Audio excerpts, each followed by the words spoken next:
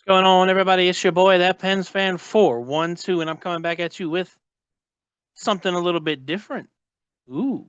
Well, with the trade deadline coming up and watching YouTube and Instagram and all those wonderful people that provide hockey content on the internet, I realize maybe I should curve into the trend a little bit.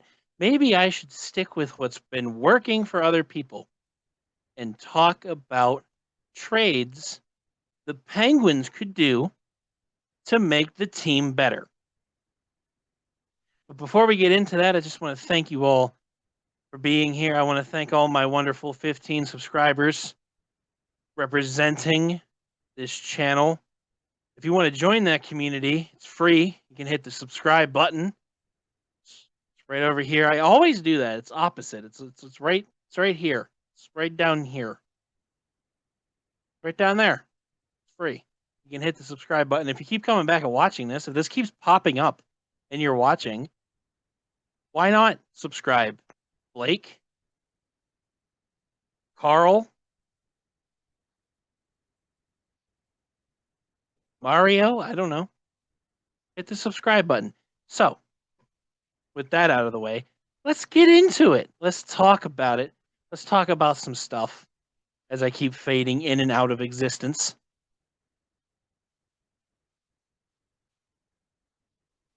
Now, what do we know about the Pittsburgh Penguins going into this trade deadline? What I know, what I see, is we got a struggling defense and a very inconsistent top six. Like, that's pretty much it. Top six, other than Crosby and Malkin being in the same spot, and Gensel for a decent amount of the season on that first line, things are changing like every game because they just can't get the chem. Like there's just something going on there. I think Raquel and Malkin have really good chemistry. I think those two together, but at the same time, Malkin and Rust also have really good chemistry, right? So you don't want to have two right wings playing on the same line. You know what I mean? I mean, having Gino as the only left wing shot, and then like Raquel's more of a pass guy, and Rust is just a pure get all up in your face guy. You start to the goal scorers, right? They're producing. Like Crosby's just killing it this year. Malkin's way better than he was last year. Gensel is just consistent. He's just always going to be consistent. And then like Rust is still continuing this higher than expected offensive front that he's had for the last couple of years and this year as well. Raquel here or there. Who else? I mean, yeah, our depth has a consistent amount between all of them. I mean, they are like participating in the scoring, but like, I mean that line of like Poulang, Bluger, and I think it's Kapanen that's been playing recently together. That's putting in some effort. They're putting in work. They are, but still, like we got guys like Jeff Carter, who I like to keep because in the playoffs, Jeff Carter shows up.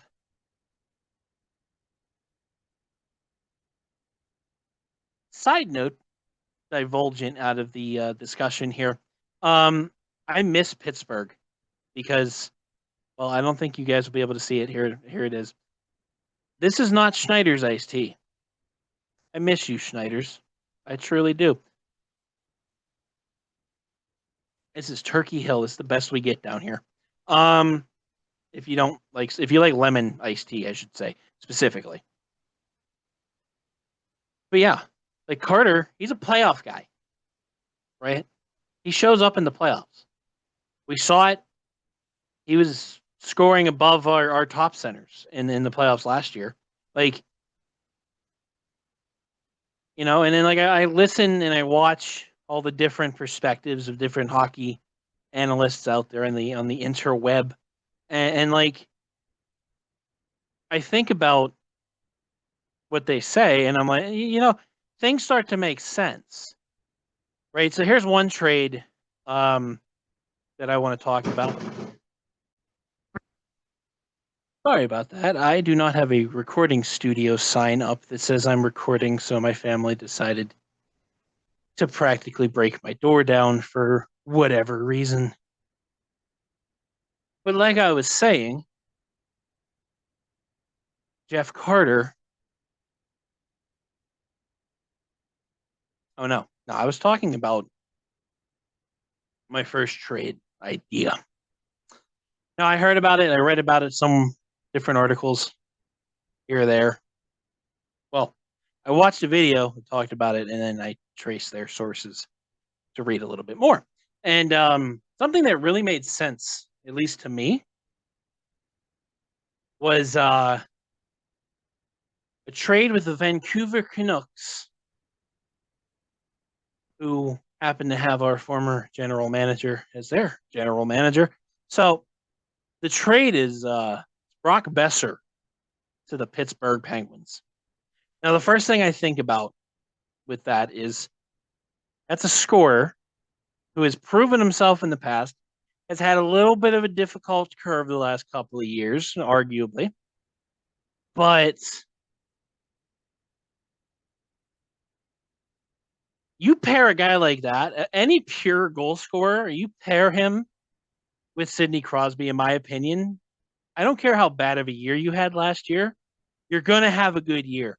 Crosby's made guys who have no business being like 30, 40 point players, 30, 40 point players, right? Like Steve Downey's a name comes to mind. Guy had like, what was like 30 something. He had a career high in points because he would play with Crosby like maybe once every 4 games, 5 games. And if he wasn't playing with Crosby, he was playing with Malkin. So I think about it and I'm like, Brock Boeser. He still got speed, got a hefty contract. That's the thing to me that we're going to have to give. I mean, we're going to have to give something up. And more than likely, it's the guy that I thought is easy trade bait all year with Kasperi Kapanen. Like every other team the Kapanen's played for, the Maple Leafs, um, he has done better substantially point wise and production wise than he's ever been with the Pittsburgh Penguins. And I know teams are probably going to look at that and think, you know what, maybe we should take a chance on this guy, right? So he's got like what, a 4.25 cap hit, right? So that's still like an extra 1.5, 2 mil. We're going to be taking on if we get. And honestly, that's to say if Jimmy Ruff is like, I'll keep some of I'll retain some of the salary, right? We give him something good for it, like capping in our first, capping in a second and a third. Just because I don't like giving away firsts, I just don't. And then he's got 2 years left. You know what I mean? That's plenty of time to get things working. And then you have Kapanen, or not Kapanen, Boeser, Crosby, Gensel, Rust, Malkin, and then get a left wing, right? That's another one I want to talk about because there's another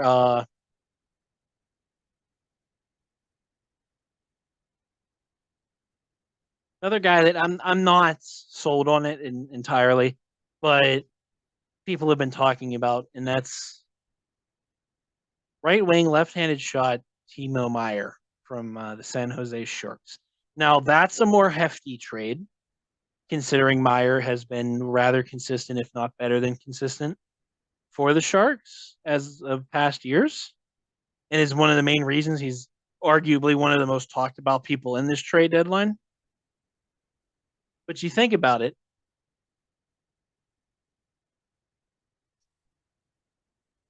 obviously, if he wants traded, he wants taken to a team that has a shot.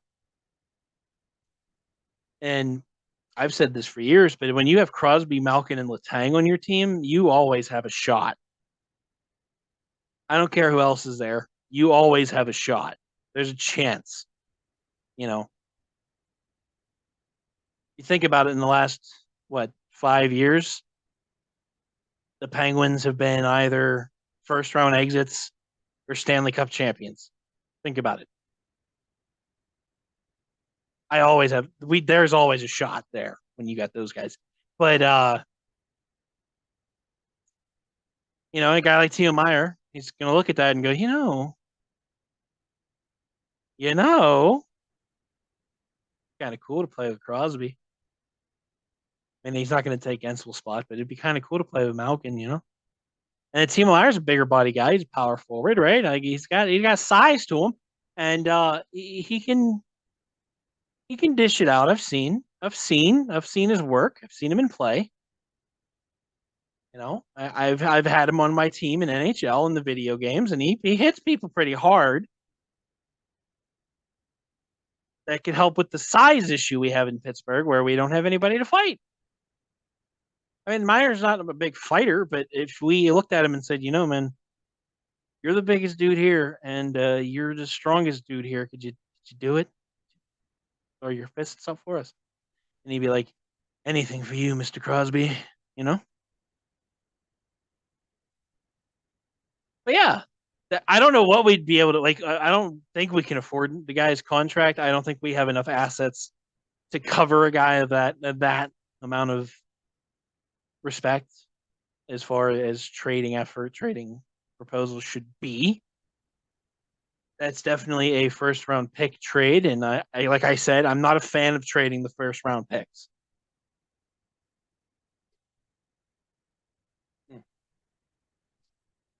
Talk crap on that tea, but he just keeps drinking it.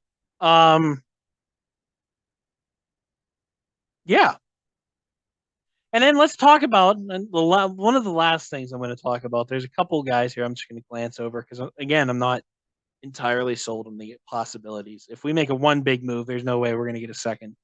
But defense, defense, oof, defense.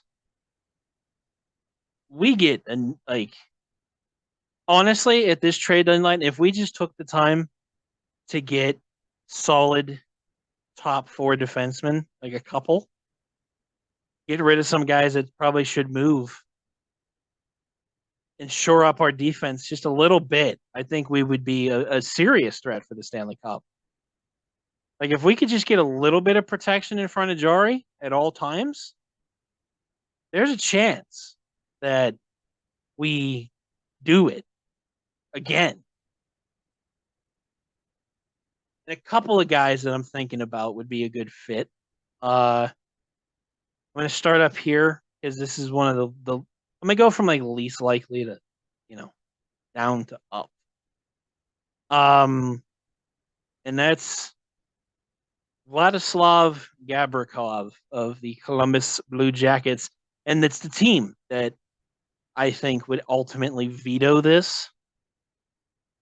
I don't see Pittsburgh and Columbus for the rivalry that we have, right? If we keep to like the story of hockey, I don't see us ever agreeing on a trade per se.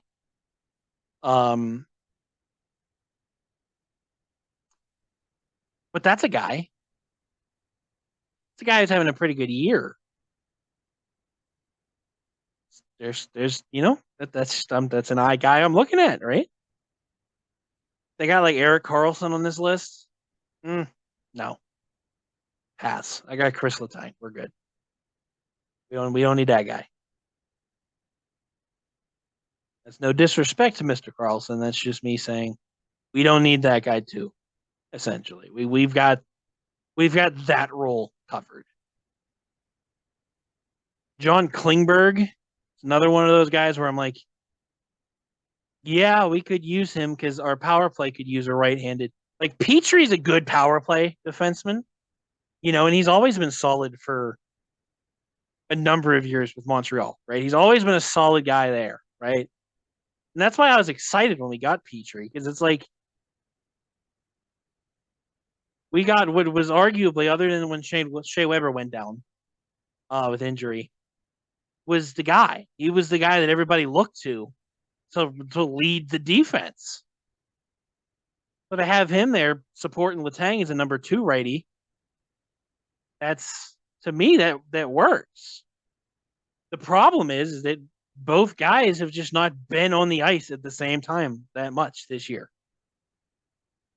It seems like their paths are like just constantly flip flopping. Oh. Good one. All right. But yeah, Klingberg. Like, we don't need a top 4 righty. We have those, you know? But to also have him for like the second power play, that would be pretty nice. Shane Gostisbehere, I only consider him an idea just because Ty Smith hasn't worked out yet. Because Ty Smith can have that role, because he's more of an offensive forward defenseman, right? He's offensive minded. And I think the only thing that's been holding him back is just his defensive awareness. It's just it's meh. Name one mind-blowing Ty Smith play all year. I can wait. Give up? Yeah. All right.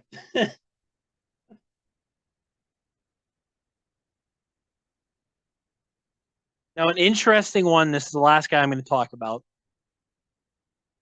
is a guy from Minnesota, Matt Dumba. He's got a movable contract. And by movable, I mean his cap hit's not that bad. He's a right-handed guy that if you put him behind Petry and Letang, he could be the 6th or the 3rd right-handed defenseman on our pairings, right? Of course, you'll have to give something up for him.